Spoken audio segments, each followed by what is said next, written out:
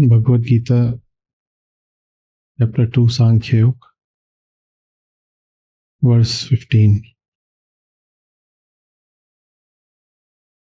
Yam hina vyathayantyete purusham purusharshabha samadukh sukham dhiram so amritvaya kalpate.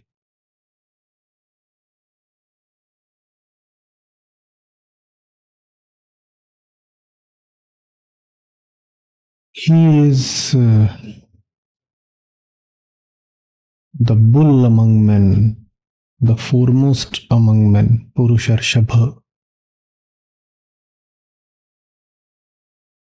who remains the same in pain and pleasure, samadukha sukham, and this one who remains the same and calm, dhiram, in pain and pleasure,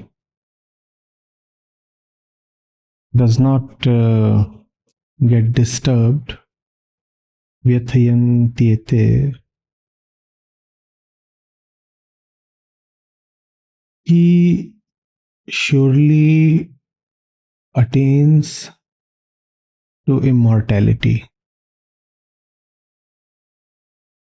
So amritvaya kalpate.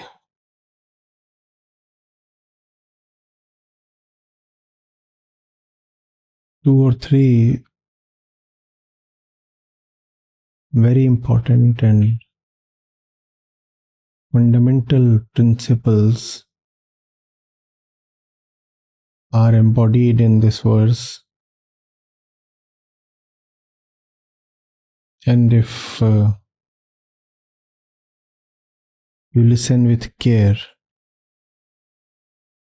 you will find those principles emanating from these words.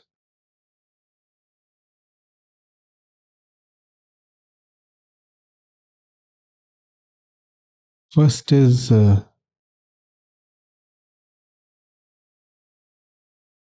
principle of the experiencer.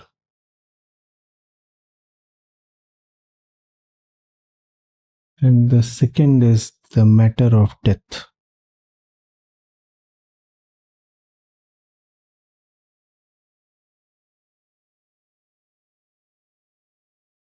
It is not about pain and pleasure. It is about the meaning one gives to pain and pleasure.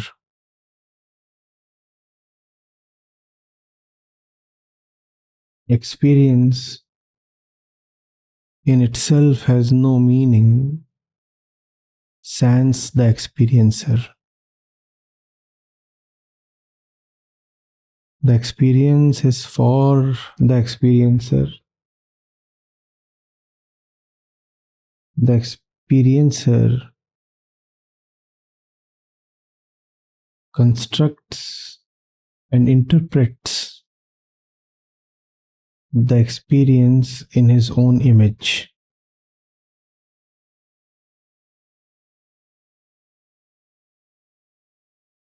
So, pain and pleasure do not automatically translate into suffering and happiness. Pain becomes suffering through the intermediation of the experiencer. And pleasure becomes happiness as construed by the experiencer.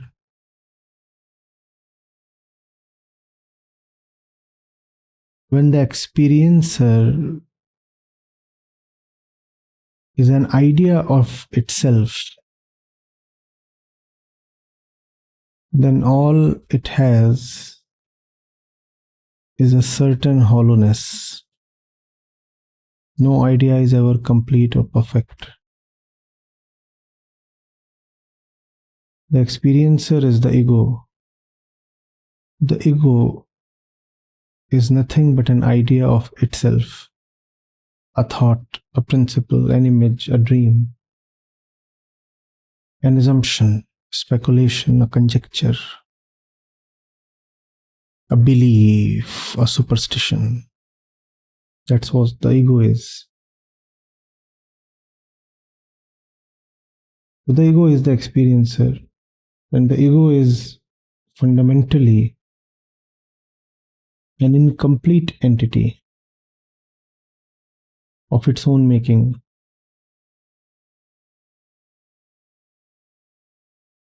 Therefore, everything that it comes across has to have a meaning.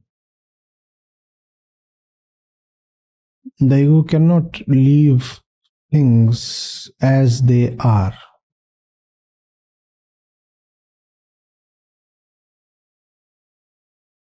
From the ego's vantage point, everything is for the ego, for the ego. And you must expand the statement to read it in its fullness. From the ego's perspective, everything is for the fulfillment of the ego. So that which presumably fulfills the ego or gives it at least a momentary assurance against its fears is deemed to be happiness. Happiness is something that at least temporarily assures the ego against its frailty and dissolution. Please understand. The ego is the experiencer, and the ego is an entity of its own making, imperfect,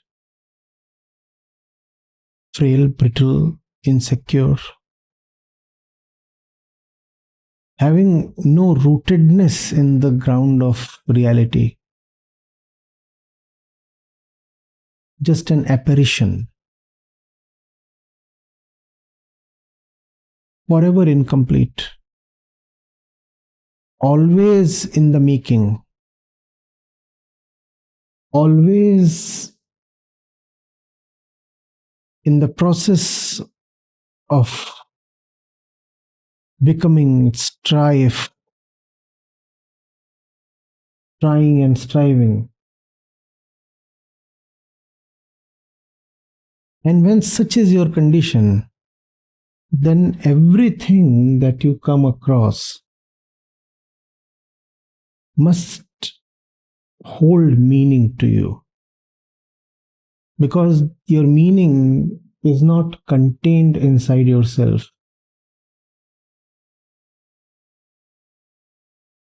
Inside yourself, there is only hollowness. Inside yourself, there is no completion. Therefore, you have to search for, or beg for, or hunt for completion from the experienced world.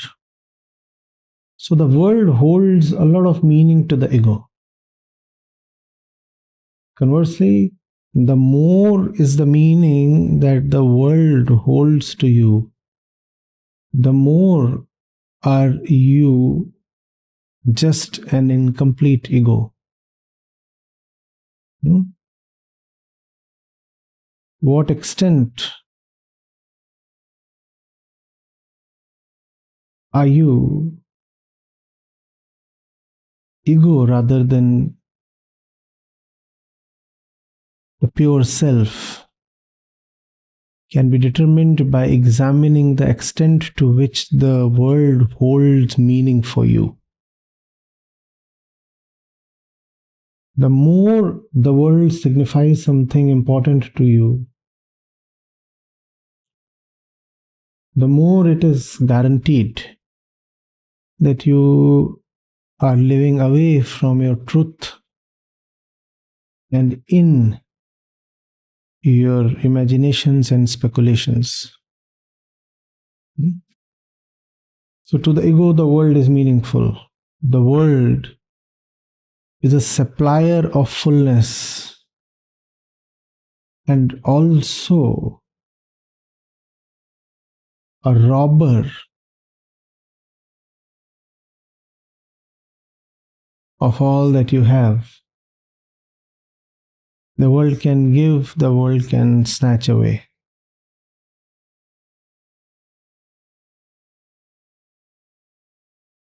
The world is a donor, the world is a dacoit. The world provides, the world also loots.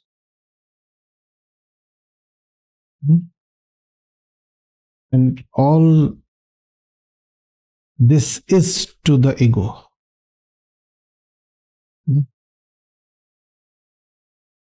So, if experiences have great meaning for you, it simply means you are operating from the ego center.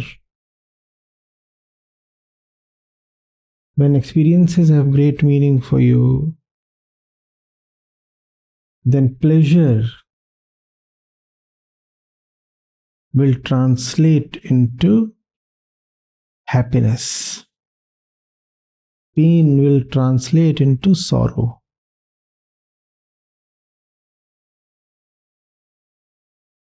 Can realization guarantee you against pain and pleasure? No. Pain and pleasure are things in Prakriti. They happen. And a lot of that can happen just by random chance.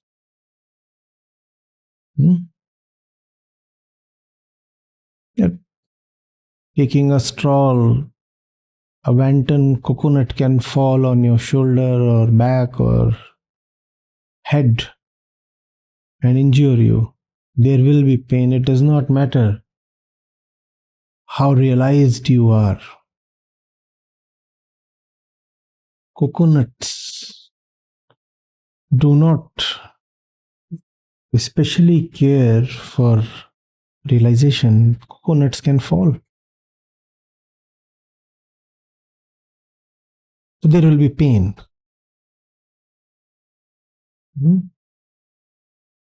A full grown one with all its mass and water just landed on your skull. There will be pain. But what does that pain mean to you? That is something that you decide. And when the ego is the decision maker, then pain almost definitely means suffering. So, suffering then is an indicator of the presence of the ego. Suffering requires a sufferer. Ego is the sufferer. Pain does not require an internal agency to exist. Pain can exist sans anybody who lends meaning to pain. Please understand the difference between pain and suffering. Suffering always has meaning. Pain is just a state. Pain has no meaning. And the meaning that suffering carries is the meaning given to pain by the ego. Pain is probably inevitable. It comes with the human condition. If you are born, pain, or at least certain episodes of pain, are ineluctable. So is pleasure. To be born human is to be guaranteed pain and pleasure randomly. Much of that you don't even plan. At least your pains you do not plan, right? Pleasures you do a lot of time. Others' pains you plan, not your own.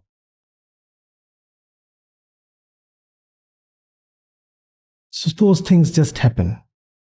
They are like birth. They are like the weather.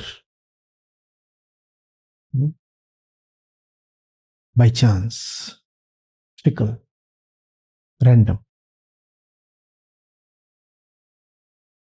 You get it?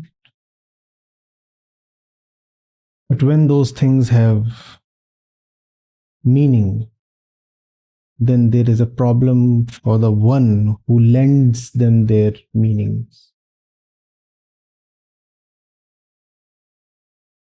The one who is at the center of this verse is the one who has not been named even once in the verse. The ego.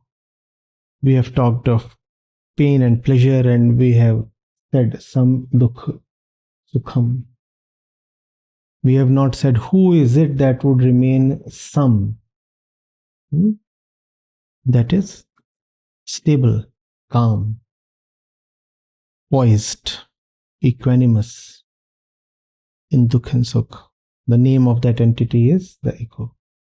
The entire Bhagavad Gita is about the ego. Entire Vedanta is about the ego. Upanishads talk of nothing else but the ego. So part 1 is,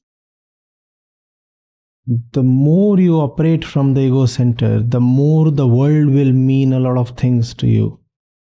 And the more susceptible you will be to happiness and sorrow. And that's a condition of great slavery. Because we said that pleasure and pain are random incidents. As long as they are random and remain random,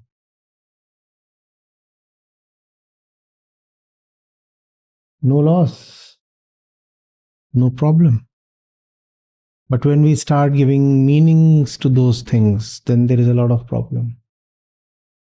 When we start associating the external events of chance with our internal well-being, then there is a lot of problem. So look at the identity that Sri Krishna is establishing in this verse. It's a work of great genius. He is equating equanimity with immortality. He's saying that if you can remain equanimous in sukh and dukh, then you are amar.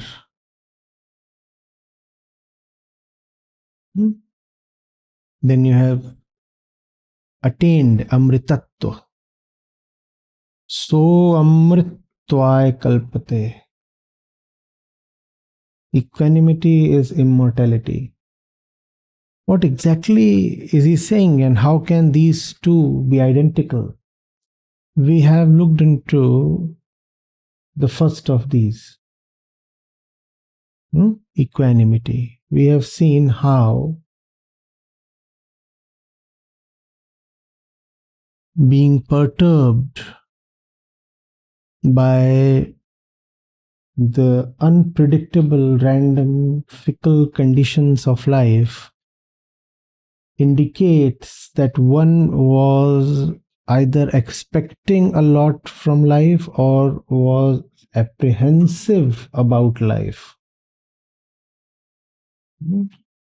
Only when you expect can your expectations be denied or belied. Only when you are apprehensive can your fears come true. Right? So something happened and that managed to bother you. That simply means that you were expecting a lot from what was happening.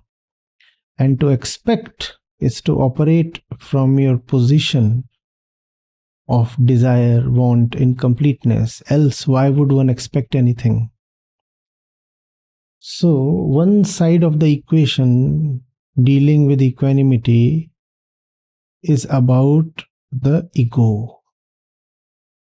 If things matter a lot to you, then you are a very egoistic person. And that's a very wise and complete definition of the ego. Who is an egoist? The one to whom the world matters a lot.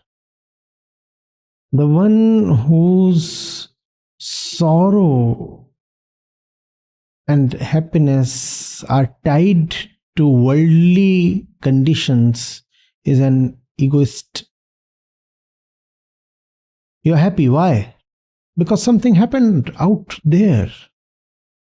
Right? You look pale and sullen. Why? Because something happened out there. He was expecting the neighbor to deliver him a rich slice of cake tonight. Instead, the same neighbor came and served him a volley of expletives.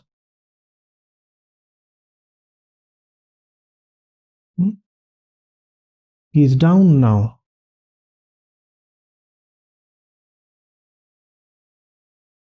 The desire has not been honored. The world held so much meaning and promise. The promise has not been kept. Do you see this? The egoist is the one whose fulfillment does not lie within himself or herself. Everything about him is from the world, from others. He's happy. Why? Somebody did something good to him, so he's happy. He's sad. Why? Something in the world happened to make him sad.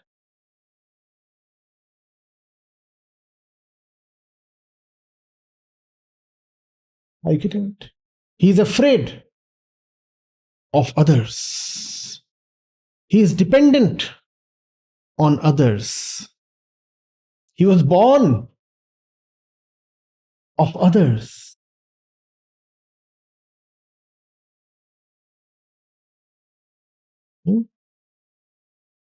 He hates. He loves. There is nothing within him that does not contain otherness. That's the ego. And the world has tremendous control over such a person. Just about anything or anybody can come and disturb him.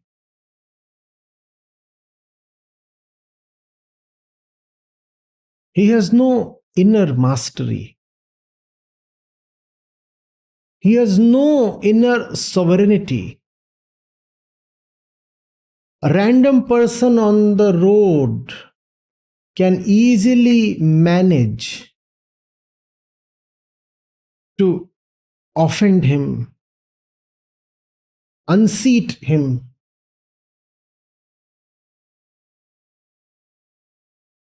not just disturb him, but actually uproot him.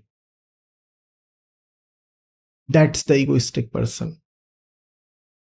Everything about him is from the world. And it's not that the world has been conspiring to disturb him. This chap has just so many expectations, and fears and expectations are two sides of the same coin. This fellow has a lot of expectations and equally a lot of fears. His expectations are from the world, his fears are from the world. That's the ego for you, right? Now we return to the Krishna equation here. Equanimity equals immortality. That's the equation tonight.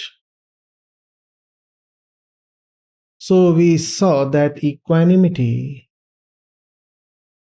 involves the word that has not been spoken in the verse. Equanimity involves the ego. An equanimous ego, an unshakable ego.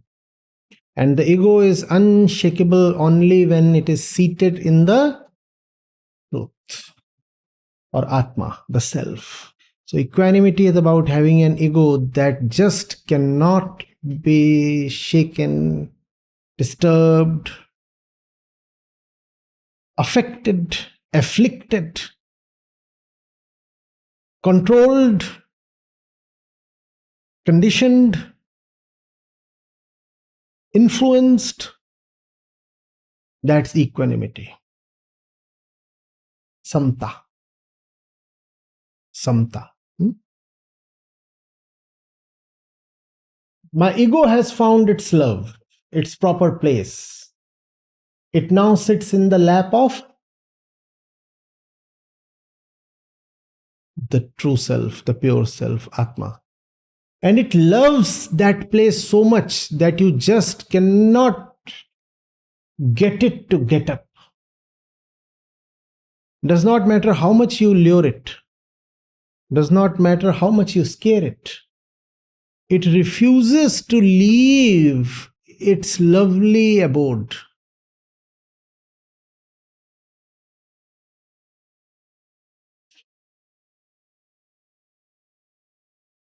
At most, it can offer you a glance. That's the maximum you'll be able to extract from the Atmast ego. You come and appeal too much to it. Again and again, you are saying, you please get disturbed. You get a little happy, you get a little sad, you get a little agitated, or whatever. You get into some mood. You please show some sign of being influenced by me. You'll be lucky if you can get as much as a glance of recognition from the ego. It refuses to even recognize you. All it has for you is apathy. Not antipathy, mind you. Not antipathy. Apathy, indifference. Who are you? When you know who you are, it becomes very easy to say, who are you? And when you do not know who you are, then you can never say, well, who are you? Then everybody who comes to you is somebody. Who's who? And when you know who you are, then irrespective of the size of the monster that seeks to threaten you, you say, "Who are you?" And that's if the monster is lucky. That's if the monster manages to extract any kind of response from you. Typically, even that kind of response would not come. You are just too busy relaxing, playing, enjoying your bliss. Why would you bother to please the other with acknowledgement? Some random fellow is needlessly knocking at your existence. To respond to him would be to lessen your peace. Who wants to let an outsider infringe in his love? You know. So, at most, what that fellow will get is, "Who are you?"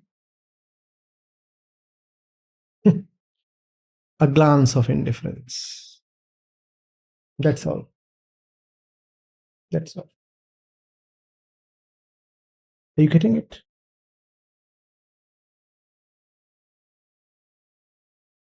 And you know, it is this indifference that the world terribly needs.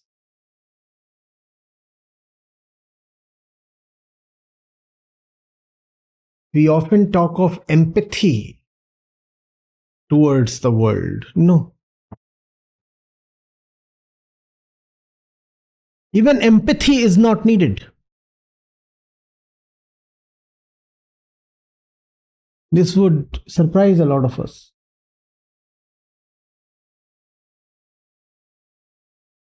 What you really need is indifference. Prakriti does not need your healing touch because she is healthy in herself. She does not really require you to be empathetic. She knows how to take care of herself. Returning to our full grown, luscious coconut, did he need your intervention to attain his size? Did you pump it up or inject it with the coconut fluid from outside? Prakriti has a beautiful intelligence of her own. She knows her things. She knows how to manage her affairs in a very, very intelligent way. You don't need to interfere. Your interference is rather the problem. So, what you need is indifference, not interference. Hence, I am talking of apathy. We often talk of the nice man as the active savior of the world, right? That's the figure we sketch of him. He is actively rushing to save the world. Some kind of spiritual Spider-Man. Wherever there is a problem, we have some kind of guru or Swami appearing from somewhere. Right? Well, all that is beautiful and glorious, obviously. But I'm not sure whether all that is really needed. Just keeping a safe distance from Prakriti, from the world, is sufficient. You do not need to help her out. You just let her be.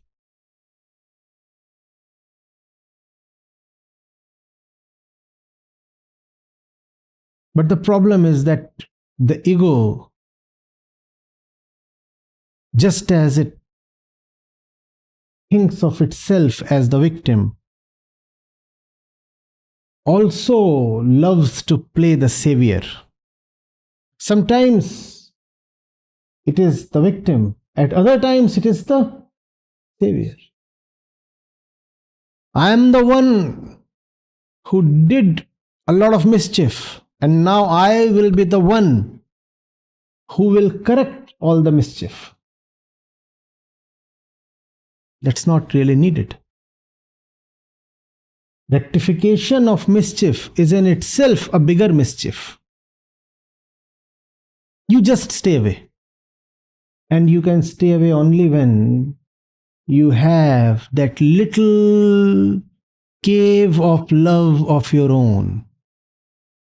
Then you can remain peacefully ensconced there, sleeping in your inner delight, not bothering to expect too much from the world or intrude too much into Prakriti. Are you getting it? Today, when it comes to climate change, we are talking of unimaginable kinds of technologies. We are talking of atmospheric sinks. Somebody is talking of underwater sinks to trap carbon. Not sure how that would work though. All kinds of things we are doing. Read somewhere somebody was talking of exporting carbon to outer space.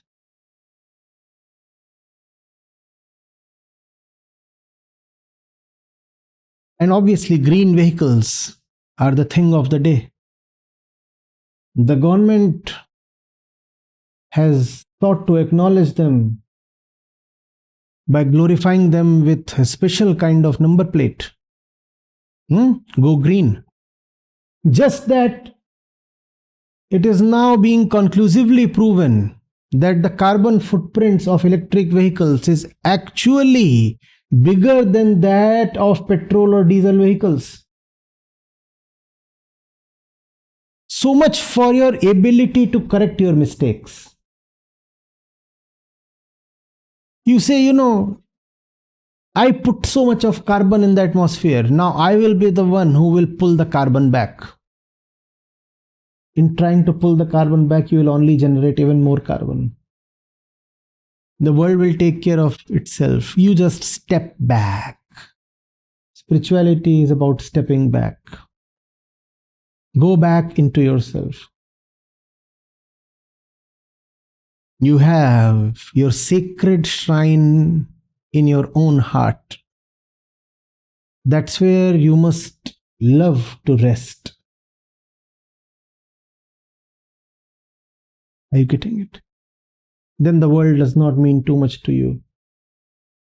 Then pain and pleasure do not become sorrow and happiness. Pain remains just pain. Sometimes excruciating pain. Pleasure remains just pleasure. Somebody told a good joke, you laugh at it. The weather is absolutely fine, you laugh at it.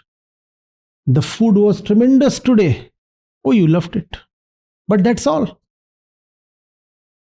Delicious food is just delicious. It does not mean anything, mind you. That's the thing. Was the food delicious? Of course. Did you enjoy it? Of course. No, but you're a spiritual man. So, am I not supposed to have delectable food? I got good food. I took pleasure.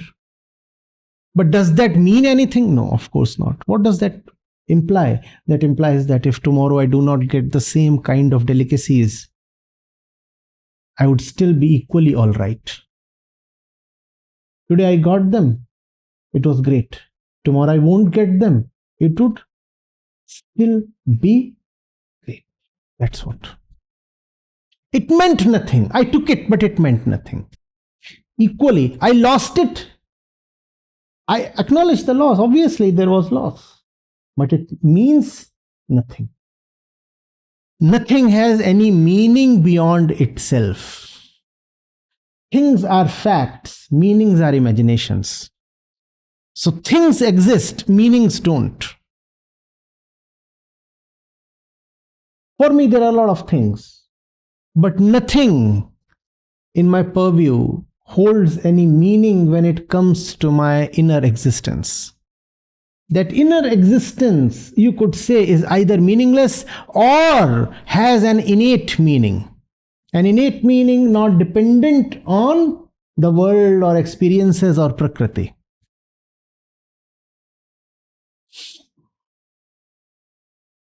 Are you getting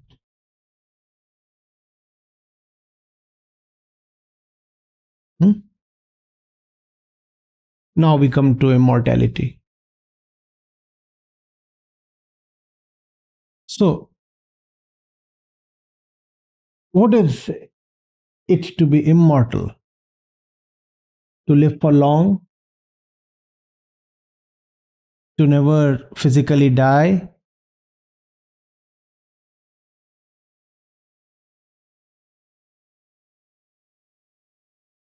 Huh? To just keep meandering this way, that way for 10,000 years?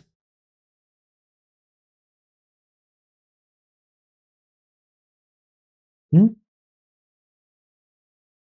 Is that what is immortality? To have a birthday cake with 10,000 candles? How boring. Would take 10 more years to just prepare the cake and put the candles there, and then you find that the count is not right. So the entire day you spent just counting them right. By the time you got the count right, the day was gone.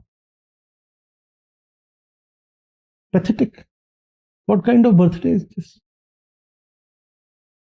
And every successive birthday now manages to get you bankrupt. Such a big cake and so many candles. Is that what immortality is?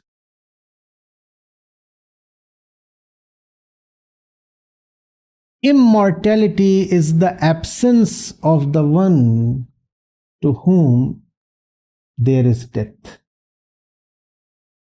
Who dies? Who dies? To whom is death? Death is not to the body. Death is a thought to the ego. Before you understand mortality or immortality, you have to understand who is the mortal one. The body is not mortal. And it is just a reflection of the spiritual illiteracy of popular culture that when somebody dies, we talk of his mortal remains.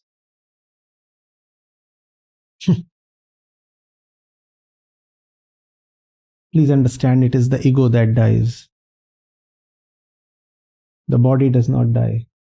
Though in popular culture we say the body dies and the soul is immortal. Have you not heard that? जिस्म को मौत आती है लेकिन रूह को मौत आती नहीं. Nonsense.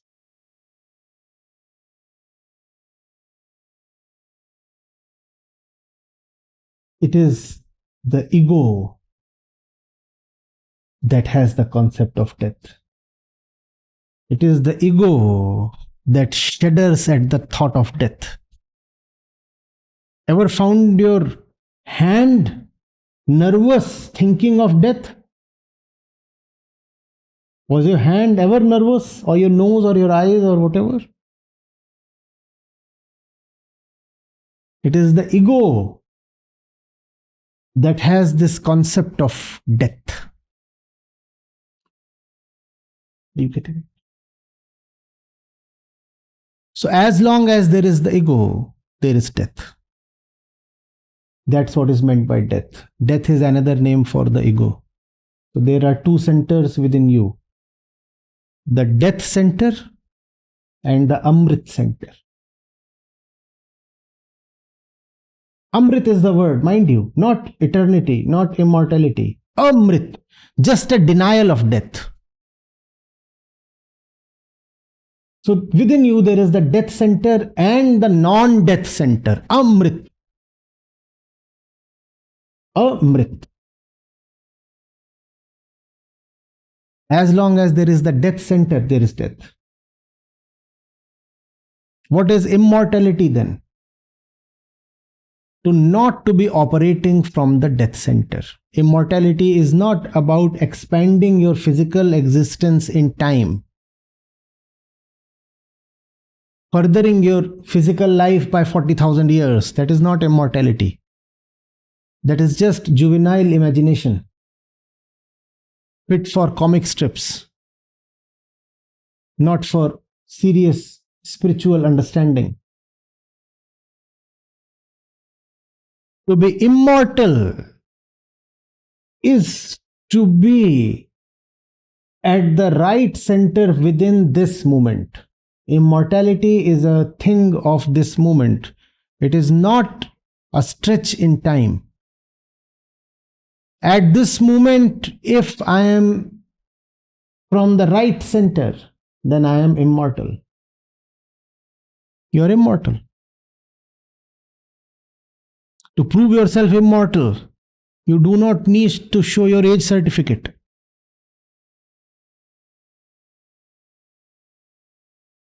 Would be pretty hilarious, no? 10,000 years of age and searching for his high school mark sheet, just to prove that he indeed is now the recipient of a gold button from the heavens. No, silver rather, 10,000.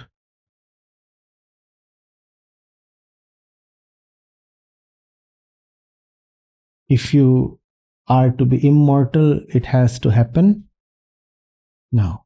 And you can be immortal this moment and very much dead the next moment. Being alive and being dead are not things of the body. No physician can ever really tell whether you are alive or dead. They can only tell you about the conditions of the body. And the physician might very well say that, oh, this fellow is in fine fettle. All the indicators are within range. And you might still be absolutely dead. Dead and cold and rotting.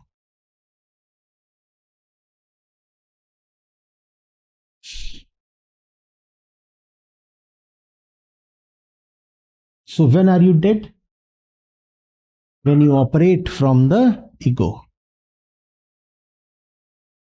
What is it to be non-dead?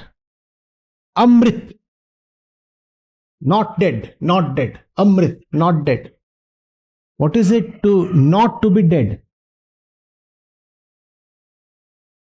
To be operating from your real, complete, assured center. That's when you are immortal. That's when there is no death for you. Mind you, the ego never experiences death. It always only imagines death. Death is therefore just an imagination. Show me any person who has experienced death. Death is always just an imagination. There have been billions of people who have died, and there are equally billions still alive physically. Bring me one who can prove that there is something called death.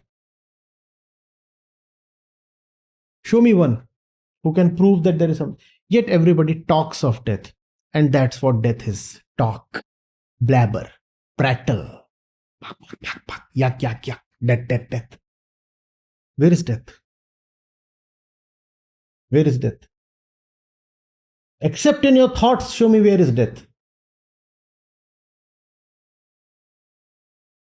Except in your thoughts, where is death? Right? And the ego thinks a lot. And it thinks a lot of the future. and the future means death. The future also means desire. So desire means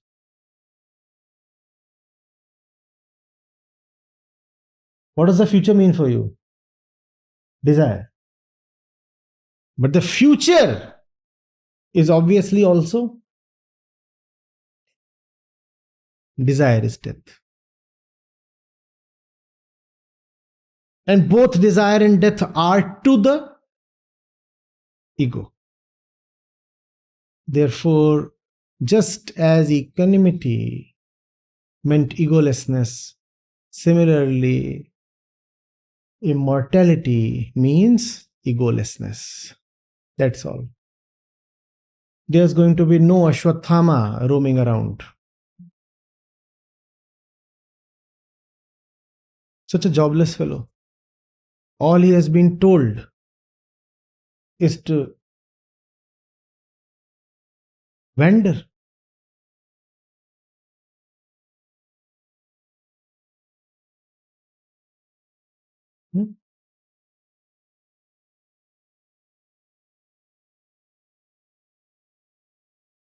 Occupation, loitering.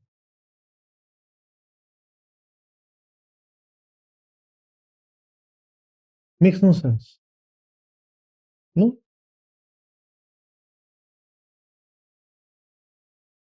Death is inside, just as life is inside. Death is not something that will strike you from outside. Outside, there are just random events. Death is to the one within. And the one within does not really need external events to die. If the one within is in ignorance, then it is continuously living in death. To live in ignorance is to live in death. You do not require death as a bullet that strikes you in the brain.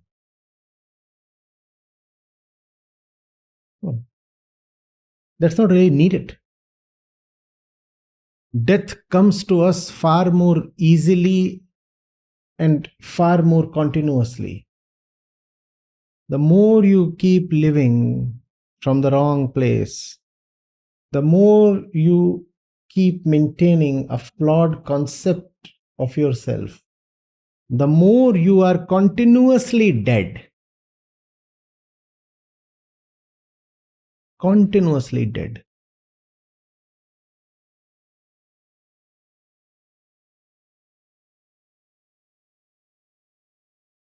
Are you getting it? How not to be dead?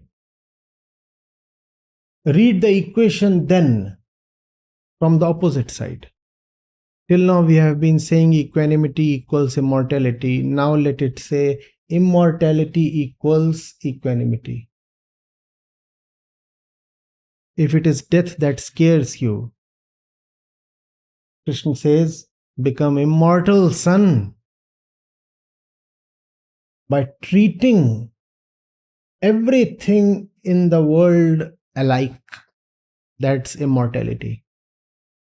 Something great happened for you. Smile and shrug it off. Something disastrous happened to you.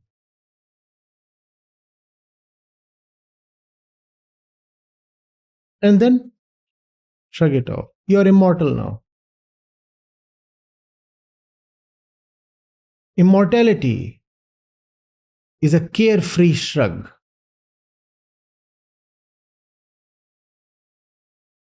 This is immortality, right? Beyond a point, I don't bother. This is immortality. Come pain, come pleasure. Both of you imposters look alike to me. That's immortality.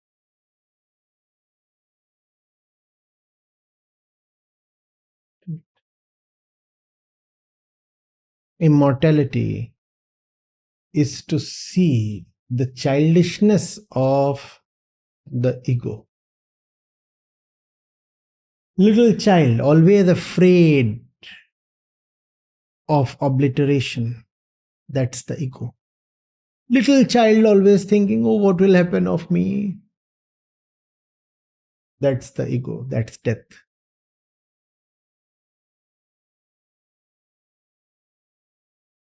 We have depicted the death god as an overgrown adult, big, fat, muscular, powerful, riding a big buffalo. No, the god of death must be a small child, needlessly afraid that the mother will desert him.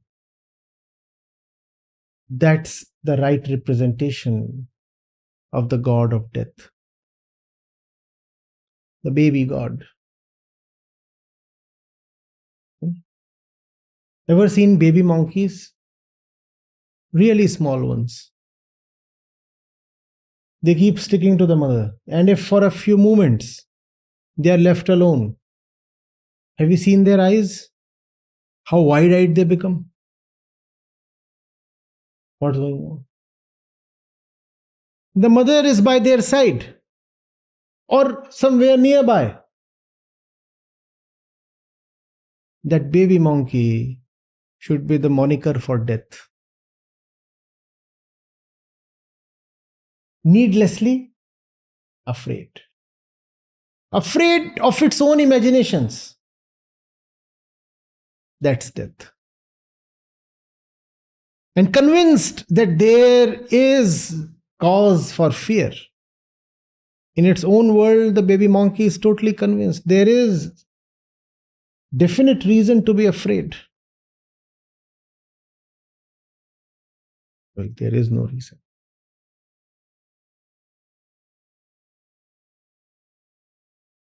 Immortality is when you forget to be afraid.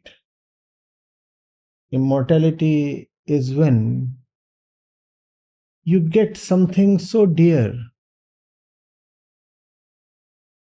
that you forget death. Immortality, therefore, is not an attainment, but a forgetfulness. Why didn't you die? Oh, I had to. I forgot to die. But why didn't he die? Because he forgot to. That's immortality. But you're supposed to die. I'm sorry, I forgot to. That's immortality. I was so busy, I forgot to die. That's immortality. The immortality is for the unoccupied, for the jobless ones.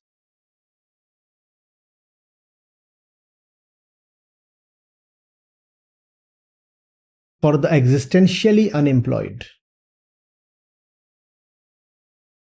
Seeking some inner job and finding nothing. These are the ones who not just die, who keep dying. Immortality is for those in full-time jobs. And full-time means full-time. Full-time.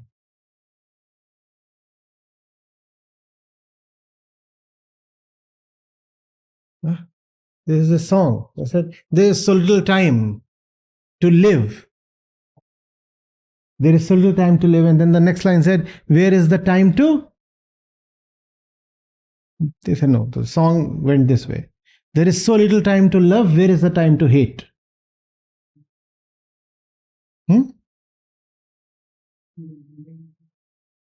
Something like this. Immortality would be, there is so little time to live. Where is the time to die? I'm full time engaged in the task of living. I have no space for the imagination called death. How will I die?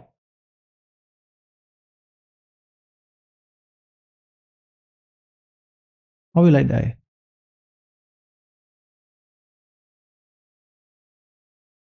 The body might fall someday. Oh, so many things fall. At the beginning of the session, that coconut fell. If the damn coconut can fall, even this coconut can fall. How is this different from a coconut? You look at him.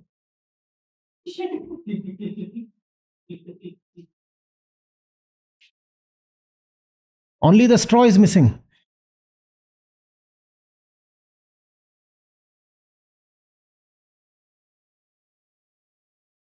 An overripe one.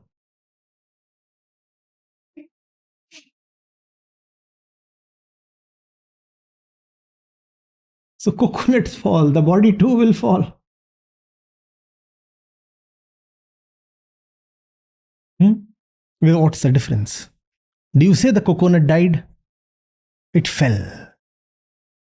The body too will fall. Fine. But I will not die. I will not die. There is no way I can die. Cut the crap. I'm not going to die.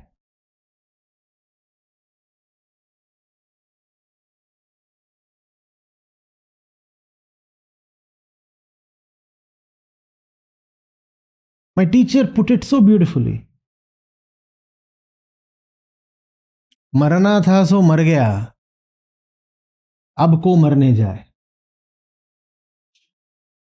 The thing that needed to go has gone. Now, how is death possible? The thing that needed to die has already died. Now there can be no more death.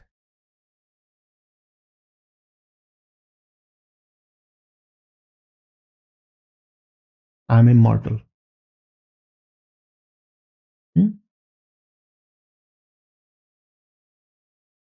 If you are somebody, you will die. You don't want to die? Become clean inside. And if somebody will be there inside, that somebody can have only one name: beggar.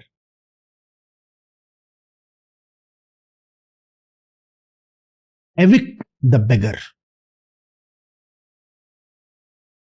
Get him to evacuate your insides.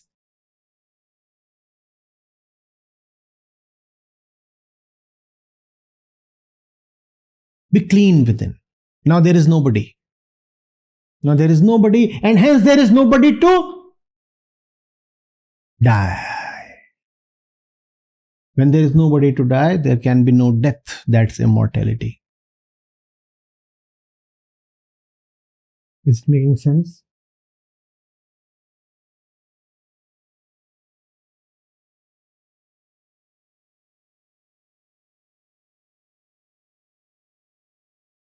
If the session is successful, a point must come where there must be left nobody to whom anything makes sense. There must only be a stillness, a silent void. And then if I ask, is it making any sense? You must say, but you killed the one to whom it could make sense. There used to be someone to whom it made no sense, who would say, oh, nonsense. Then you nurtured that petulant fellow within. He used to say nonsense whenever he would listen to you. And then you nurtured him, trained him, taught him. And he started saying, well, a lot of sense. It makes a lot of sense. But now he has attained his fullness and departed.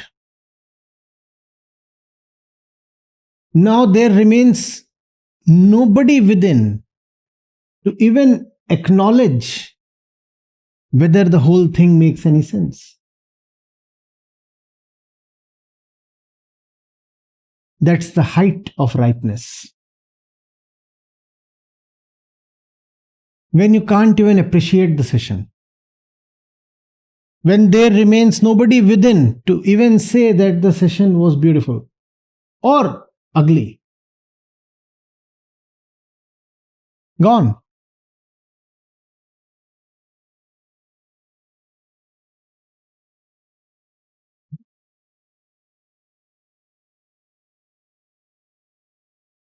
My job is to bring you to the departure terminal. But there it is your decision whether to board the flight.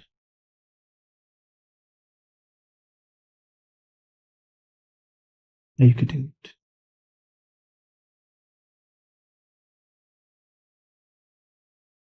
The last thing that you said, is it the same one Kabir Sahib says, Paya kahe so bhavra, खोया कहे सो कूर. Paya khoya kuch nahi, jo kate bharpur.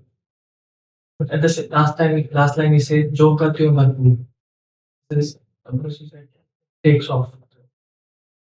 ज्यों का त्यों भरपूर, complete as it is, basically means free of all that we put in it or on it additionally. So the fundamental and natural state itself is of completion. And then we add to that completeness. That addition is called the ego. And when that thing is removed, then the event can be described in two ways. One is that the additional thing has been removed. Now the focus is on the removal. The additional thing has been removed. And when you focus on what has been removed, then you say, oh, the highest state is that of a void. Now, why are you calling it a void?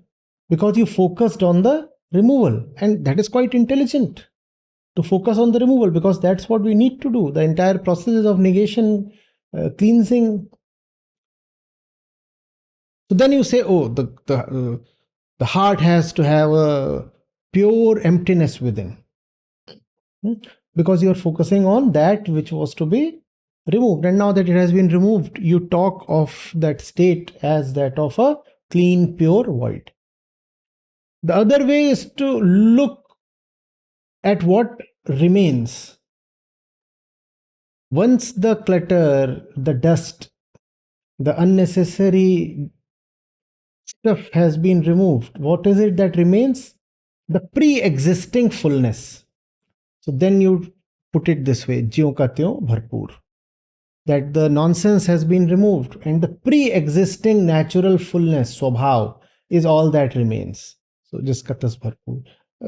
These are two ways, the Buddhist way and the Vedantic way of describing the same thing. Here, Kabir Sahib is choosing the Vedantic way.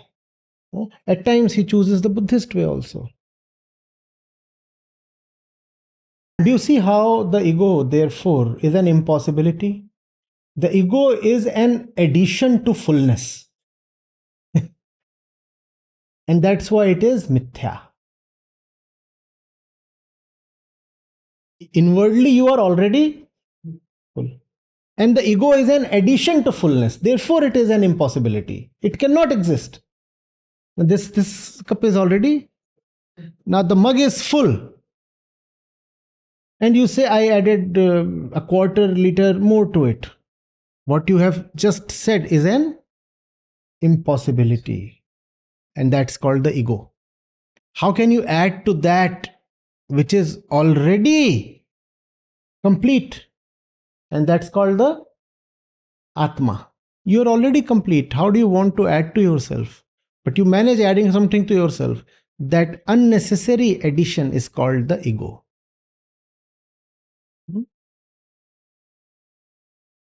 And that's the reason now you know why the ego is always so scared.